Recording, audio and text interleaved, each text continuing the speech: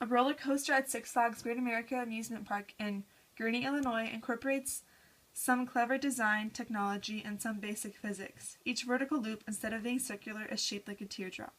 The cars ride on the inside of the loop at the top, and the speeds are fast enough to ensure that the cars remain on the track. The biggest loop is 40 meters high, with a maximum speed of 31 meters per second. At the bottom, suppose the speed at the top is 13 meters per second, and the corresponding centripetal acceleration is 2g. A. What is the radius of the arc of the teardrop at the top? B. If the total mass of a car plus the riders is m, what force does the rail exert on the car at the top?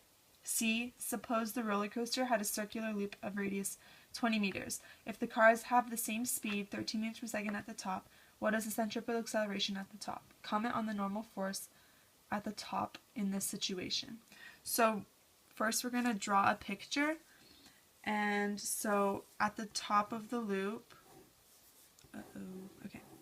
at the top of the loop, the car has a speed of 13 meters per second, and the centripetal acceleration is 2g. So we need to find the radius, and this is quite simple. So for A, well, first we're going to need to sum the forces. So this has downwards mg as well as downwards normal force. So for A, all we need is the equation that centripetal acceleration equals v squared over r. And we're trying to find r, so we changed the equation to say r equals v squared over centripetal acceleration, and that is 13 meters per second squared over 2g, and that's 13 meters per second squared over 9.8 meters per second squared. And when we calculate that, we get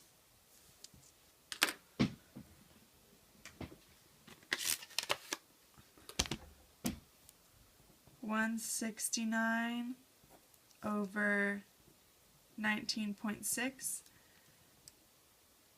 and that gives us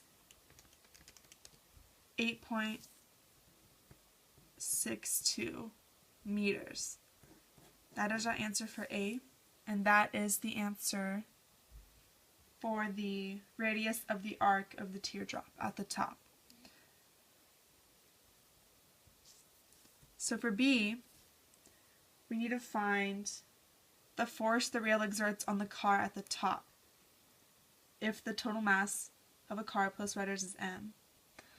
And so, to do that, once again, we use this.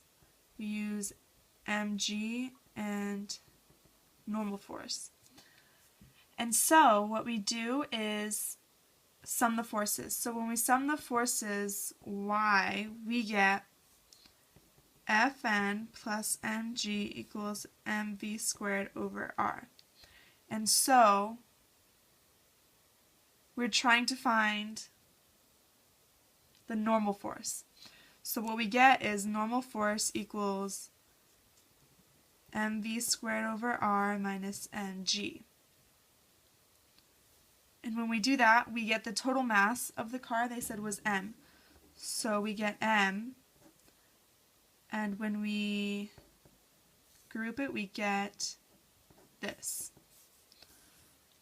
And so from that, we can plug in the numbers, and when we have m as the mass, v squared over r.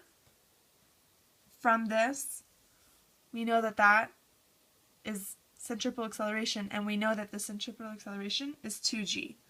So we use 2g as its answer, and minus g, minus gravity, and so our answer is mg. So we used the number given for number A for centripetal acceleration equals 2g, and we plug it into this one for B. And so now we're on to C. And C says, suppose the roller coaster had a circular loop of radius 20 meters. If the cars have the same speed at the top, what is the centripetal acceleration at the top? And so, for this one, we're also finding centripetal acceleration. And so, basically, we have the speed and we have the radius, so we can easily find the centripetal acceleration. So we know that centripetal acceleration equals v squared over r, and the velocity, it says, is 13 meters per second squared, and then the radius says is 20 meters, and that gives us 169 over 20. When we plug that in, we get 8.45, and this is acceleration, so we get meters per second squared. And so, through this we have to find, also it says to comment on the normal force at the top in this situation. And so we have to find the normal force. So once again we sum the forces, and we get normal force plus weight coming from this picture equals mv squared over r, which is mass times centripetal acceleration. And when we solve for Fn, we get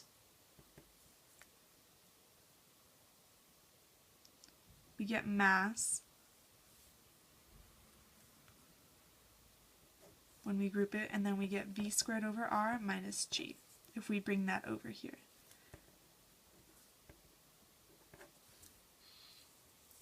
And then what we do is, when we find out this answer, we find that this is m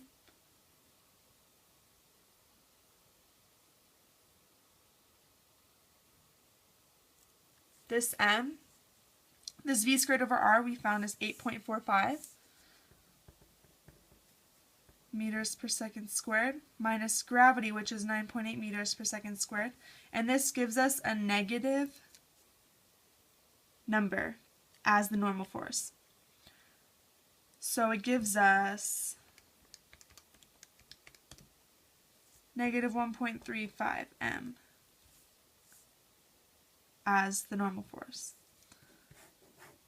And so when we have a negative normal force, this means that the normal force points away from the center of the curve. When we find that, we know that that is not enough at 13 meters per second. It's not enough speed to have the riders stay in the car. So we know that because of this, the normal force is not enough, and so the riders will fall.